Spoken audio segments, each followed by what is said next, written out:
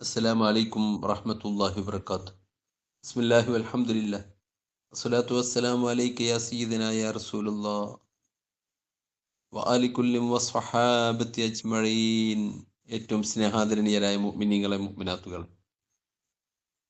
അള്ളാഹുവിൽ നിന്നുള്ള ദിവ്യ സന്ദേശം വ്യത്യസ്ത രീതിയിൽ അവ പറയാൻ സാധിക്കും. അഥവാ പാരായണം ചെയ്യാൻ വേണ്ടി നിർദ്ദേശിക്കപ്പെട്ട സന്ദേശം തന്നെ വിശുദ്ധ ഖുർആനും അതുപോലെ മറ്റ് വേദഗ്രന്ഥങ്ങളും അവയിൽപ്പെട്ടതാണ്. അത് രണ്ട് ഇനത്തിൽപ്പെട്ട ഒന്ന് വിശുദ്ധ ഖുർആൻ. അത് ഒരു നിലക്കും മാറ്റത്തിരുത്തലുകൾക്കോ കൈകടത്തലുകൾക്കോ വിധേയമാകാത്ത ഗ്രന്ഥമാണ്. ഖിയാമത്ത് നാളത്തെ അല്ലാഹു തആല ആ ഗ്രന്ഥത്തെ സംരക്ഷിക്കുമെന്ന് ഖുർആൻ തന്നെ അസന്നിഗ്ധമായി പറഞ്ഞിട്ടുള്ളതാണ്. രണ്ടാമത്തേത് പാരായണം ചെയ്യപ്പെടുന്ന തൗറാത്ത്, ഇഞ്ചീൽ, സബൂർ അടക്കമുള്ള ഗ്രന്ഥങ്ങളാണ്. ഒരു നിലക്കും മാറ്റത്തിരുത്തലുകൾക്ക് വിധേയമാകാത്ത തൗറാത്തും ഇഞ്ചീലും സബൂറുമാണ് പറഞ്ഞത്. അല്ലാത്ത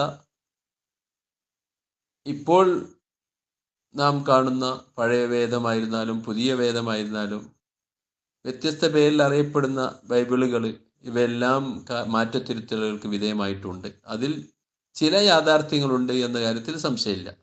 ഏതായിരുന്നാലും അവ പാരായണം ചെയ്യൽ നിഷിദ്ധമാണ്.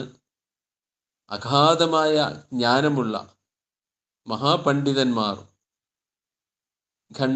മണ്ഡനത്തിന് വേണ്ടി അവ പാരായണം ചെയ്ത് വിരോധമില്ല എന്ന് പണ്ഡിതന്മാർ ഏകോപിച്ചിട്ടുണ്ട്. ഏതായിരുന്നാലും ഇങ്ങനെയുള്ള ദിവ്യ സന്ദേശം തന്നെയാണ് നബി സല്ലല്ലാഹു അലൈഹി വസല്ലം തങ്ങളുടെ ഹദീസുകളും. ഈ ഹദീസ് രണ്ട് വിധം നമുക്ക് കാണാം.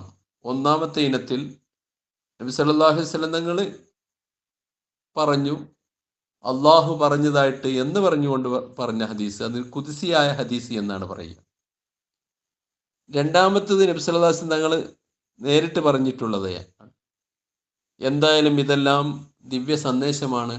രണ്ടാമത്തെ ഇനം ദിവ്യ സന്ദേശമാണ് എന്നതിന് വമാ യന്തിഖു അനിൽ ഹവാ ഇൻ ഹുവ ഇല്ലാ വഹ്യു യൂഹാ. നബി സല്ലല്ലാഹു അലൈഹി വസല്ലം തങ്ങൾ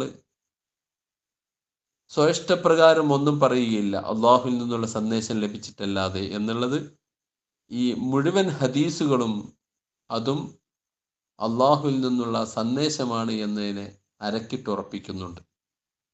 ചുരുക്കി പറഞ്ഞാൽ അള്ളാഹുവിൽ നിന്നുള്ള സന്ദേശം 4 വിധമുണ്ട്. ഒന്നാമത്തേത് പാരായണം ചെയ്യാൻ നിർദ്ദേശിക്കപ്പെട്ട വിശുദ്ധ ഖുർആനും മറ്റ് വേദഗ്രന്ഥങ്ങളും. ഈ രണ്ടെണ്ണത്തിന് പുറമെ നബി സല്ലല്ലാഹു അലൈഹി വസല്ലം തങ്ങളുടെ ഹദീസും 2 വിധമുണ്ട്. ഖുദ്സിയായ ഹദീസ് അഥവാ നബി സല്ലല്ലാഹു അലൈഹി വസല്ലം തങ്ങൾ അള്ളാഹു പറഞ്ഞു എന്ന് പറഞ്ഞുകൊണ്ട് പറയുന്ന ഏകദേശം 100ഓളം ഹദീസാണ് ഇതുകൊണ്ട് ഉദ്ദേശിക്കപ്പെടുന്നത്. ബാക്കിയുള്ള ഹദീസ് അവയും അള്ളാഹുവിൻ്റെ റസൂൽ പറഞ്ഞതാണെങ്കിലും അള്ളാഹുവിൽ നിന്നുള്ള സന്ദേശം തന്നെയാണ്. എന്താണ് അതിന് തെളിവ്? വമാ യന്തിഖു അനിൽ ഹവാ ഇൻ ഹുവ ഇല്ലാ വഹ്യു യൂഹാ. നബി സല്ലല്ലാഹു അലൈഹി വസല്ലം സ്വന്തം ഇഷ്ടപ്രകാരം ഒന്നും പറയില്ല അള്ളാഹുവിൽ നിന്നുള്ള സന്ദേശം ലഭിച്ചിട്ടല്ലാതെ. അപ്പൊ ഇത് അള്ളാഹുവിൽ നിന്നുള്ള സന്ദേശം തന്നെയാണ് എല്ലാ ഹദീസുകളും.